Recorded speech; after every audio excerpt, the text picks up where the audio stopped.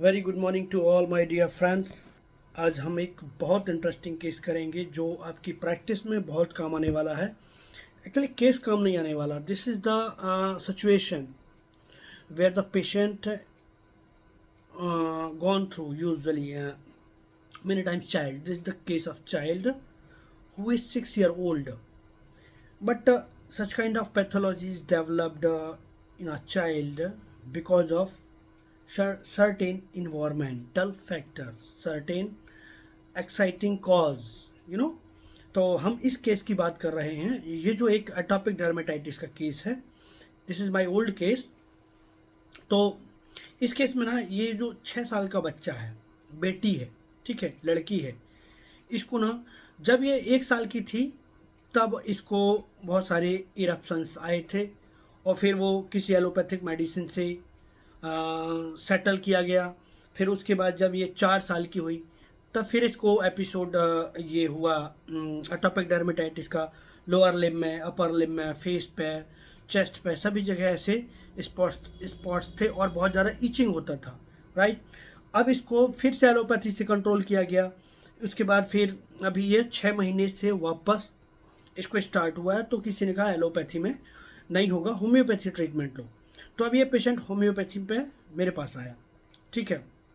तो ये जो बच्चा का उसके फादर नहीं है, वो फादर एक्सपायर्ड है ना। तो अभी उसकी मदर लेके आती है। तो अभी देखिए हम पूरा इस केस को समझते हैं। तो ये जो बच्चा जब क्लिनिक पे आता, देखने में ना डार्क कॉम्प्लेक्शन, लीन थिन, वीटेस्ट टूवर्ड डार्क कॉम्प्लेक्शन, ठीक है। मदर ने बताया कि ये इसको ना एग, स्पाइसी और वो इनडाइजेस्टेबल थिंग्स, चौक मिट्टी खाना बहुत पसंद है, ठीक है। और ये इसको गर्मी बहुत लगती है। अब अब जो पेशेंट आई, बैठी, चुपचाप बैठ गई, मेरे को आई कांटेक्ट नहीं कर रही थी, वो सिर नीचे करके बैठ गई, ठीक है। तो अभी हम इसके आईपीआर को समझते हैं। इस केस को ध्यान से सुनना है। इसका आईपीआर मतलब इंटरपर्सनल रिलेशनशिप फैमिली में इन अराउंड कैसा था। तो ये जो इसके फादर थे, अब जो अभी नहीं है, वो एक इरिटेबल पर्सन थे, बड़बड़ करना, ठीक है, दिन भर बड़बड़ करना।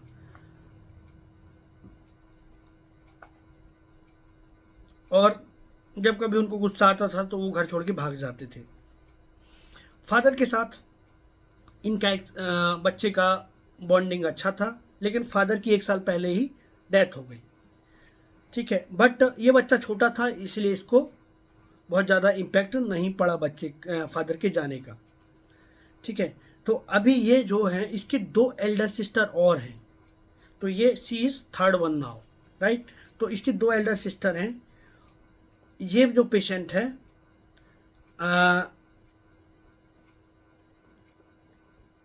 मदर से काफ़ी अटैच है और मदर के साथ क्लोज बॉन्डिंग शेयर करती है।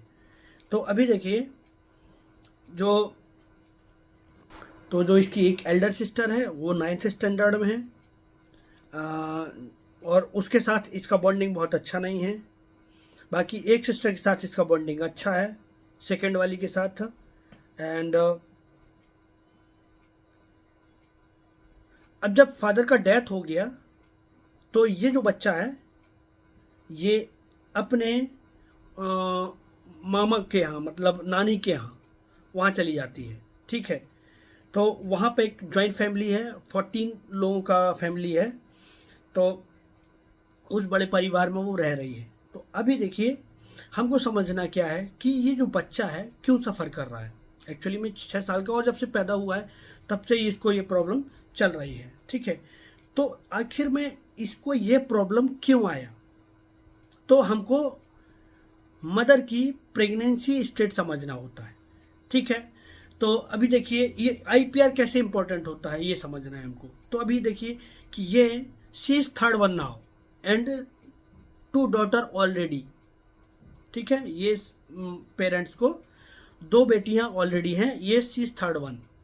तो हमको ये कन्फ्लिक्ट समझ में आ सकता है कि ये अनवांटेड है कि वांटेड चाइल्ड है। तो हमको ये प्रेगनेंसी से समझता है, किसी पेशेंट का प्रेगनेंसी से, मदर के प्रेगनेंसी से, राइट। तो अभी देखिए कि इसका जो प्रेगनेंसी स्टेट था ना, मदर की ऑलरेडी 5 टाइम प्रेगनेंसी हुआ, ठीक है, कई बार एबॉर्शन हो गया इसका, और जो कि अनप्लान्ड प्रेगनेंसी थी, इसलिए उसको अबॉर्ट करा दिया। अभी ये जो है ये 3rd प्रेगनेंसी थी इस बच्चे के साथ, बट वो इसको कंटिन्यू नहीं करना चाहती थी, क्योंकि उसको मेल बच्चा चाहिए था, फीमेल बच्चा नहीं चाहिए था, ठीक है। ऑलरेडी 2 डॉटर हैं इसके पास, तो अब एक मेल बच्चा चाहिए था। और इस टाइम पे तीसरा जब बच्चा पेट पे आया तो इसको दिमाग में था कि वापस बेटी ना हो जाए, इसीलिए मैं इसको अबॉर्ट करा दूंगी, ठीक है। तो ये चाहिए ही नहीं था, मतलब तीसरा बच्चा चाहिए ही नहीं था, ये ट्यूबल लाइगेशन के बारे में सोच रही थी। तो इसकी जो मदर इन लॉ है, उसने इसको रिफ्यूज़ किया कि नहीं, ये बच्चा हो जाने दो, ठीक है। और उस टाइम पे इस मदर को ना बहुत सीवियर स्ट्रेस था, क्योंकि उसको पता था कि ये मतलब इन लॉज को नहीं बताया कि ये कौन बच्चा है, मेल बच्चा है, फीमेल बच्चा है। तो और ऐसे करते करते टाइम भी निकल गया। और जो मदर इन लॉ थी, वो मदर इन लॉ क्या सोच रही थी कि जो बच्चा होगा वो, मतलब मैं रीबर्थ के फॉर्म में एज अ मेल चाइल्ड आऊँगी। और उसी टाइम पे इसकी मदर की डेथ हो गई, मदर इन लॉ की डेथ हो गई, ठीक है। और जब डिलीवरी हुआ तो फीमेल चाइल्ड आया, ठीक है। अब सच सिनेरियो क्या है, अब आप समझ गए होंगे कि ये बच्चा किस तरीके का बच्चा, एक अनवांटेड चाइल्ड है, ठीक है। तो अब जब अनवांटेड चाइल्ड रहेगा तो उसकी मदर क्या करेगी, डिलीवरी तो हो गई लेकिन मदर को कोई अटैचमेंट नहीं था इस बच्चे से, उसने फीडिंग भी नहीं कराया प्रॉपरली, ठीक है। तो even lactation was also poor, feeding नहीं कराया, तो 1 से 2 साल तक तो उसको ऐसा, इस मदर को लगता था कि ये क्यों पैदा हो गई, ठीक है। वो पास में भी नहीं आने देती थी 2 साल तक। जब वो सोती थी, मदर सोती थी, तो बच्चे को अपोजिट करके सोती थी, ठीक है, अपोजिट साइड में सोती थी। वो ये कभी नहीं सोचती थी, सोचा था कि मुझे ये बच्चा चाहिए, ठीक है। अब कुछ टाइम बाद इसको रियलाइज हुआ कि मैं गलत कर रही हूँ एक बच्चे के साथ। तो मदर का थोड़ा थोड़ा डेवलप, जो अटेंशन था, जो लव केयर अफेक्शन था, वो धीरे धीरे आना, बॉन्डिंग शुरू हुआ बच्चे के साथ। लेकिन तब तक वो बच्चा रिजेक्ट हो चुका था, ठीक है, मदर के तरफ से बच्चा रिजेक्ट हो चुका था। तो अब समझा होगा आपको कि pregnancy state how much important in our clinical cases, in children, specially childrens cases. तो अभी हम बच्चे को, नेचर को समझते हैं। हमने कॉज समझा कि ये बीमार क्यों पड़ रही है, अब हमको समझना है कि ये बच्चे का नेचर कैसा है। तो बच्चा इरिटेबल है, अब सब उसके हिसाब से जाना चाहिए, यदि नहीं जाता है, उसके हिसाब से नहीं होता है, तो उसको गुस्सा आता है, ठीक है, गुस्सा आता है, गालियाँ बकती है, गुस्से में मारती है,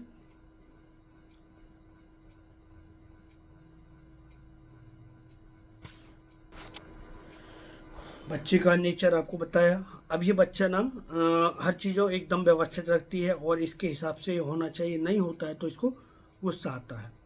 जो इसकी ग्रैंड मैटरनल ग्रैंड पेरेंट्स हैं, उनके साथ, सबके साथ IPR अच्छा है, बाकी अभी सब कुछ ठीक है। तो हम इस केस को ऐसे समझें कि साइकोसोमेटिक जो प्रॉब्लम्स डेवलप हुआ है, देखिए साइकोसोमेटिक, तो psyche is comes from her matter है, her mother, like mother rejecting this patient. ठीक है, तो हमारे पास जब हम इस केस को समझने की कोशिश करेंगे ना, तो देखिए पहला जो दिमाग में आता है, तो इस केस में बच्चे को रिजेक्ट किया गया है, तो एलमेंट फ्रॉम रिजेक्टेड बीइंग पहला रूब्रिक है। ठीक है, अब ये कहाँ से, ये कॉज है।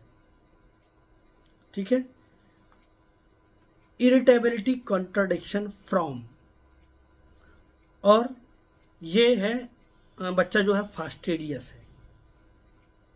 ठीक है, अब इन तीन में ही समझ में आता है कि हमको रेमेडी क्या मिल जाएगी, एलमेंट फ्रॉम रिजेक्टेड बीइंग, और बच्चा हॉट पेशेंट है।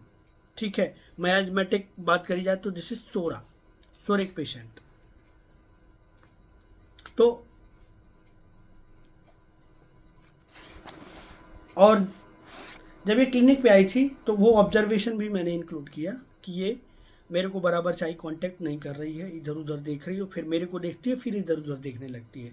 तो ये जो है ना, ये evading evading look of the person. ठीक है, जब कोई उसकी आंखों में देखता है तो वो इवेड कर लेती है। तो ये जब टोटलिटी मिलाते हैं, element from rejection, evading look is very important because there are only 4 to 5 remedies. ठीक है, ये चिड़चिड़ है, इरिटेबल है, एंगर कॉन्ट्राडिक्शन, ठीक है, ऑब्स्टिनेट है, और हॉट पेशेंट है। तो ये जब सब मिलाते हैं तो आपका remedy alone, natrum mur alone comes in your repertorisation sheet. So natrum mur को 200 के 3 डोजेस दिए थे।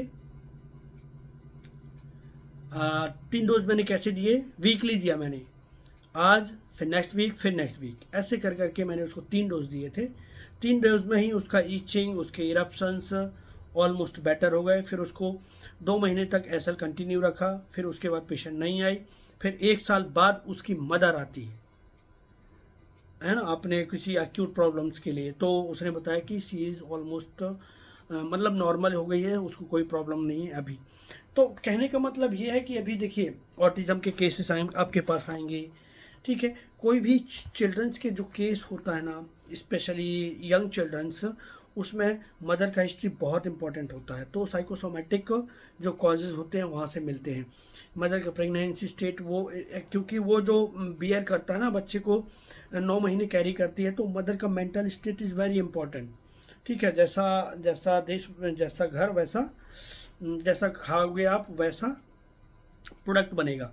ठीक है, तो कहने का मतलब है कि इसने दिमाग को खाया है अपने, इसलिए ऐसा प्रोडक्ट में ये प्रॉब्लम आया है।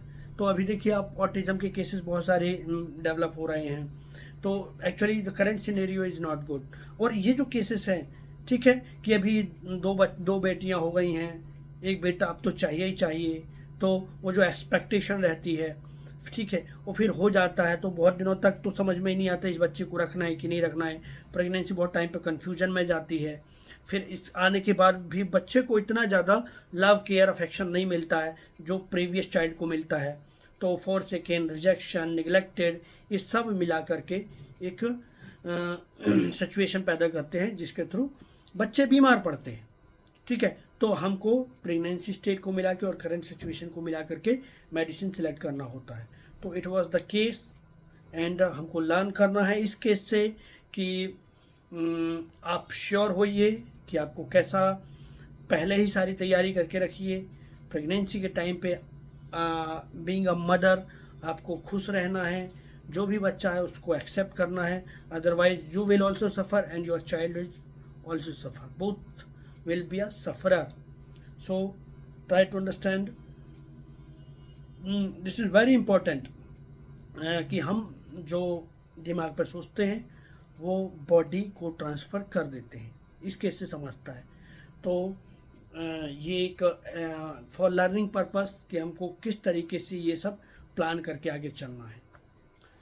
आई होप ये केस आपको समझा होगा। Thank you, thanks for watching.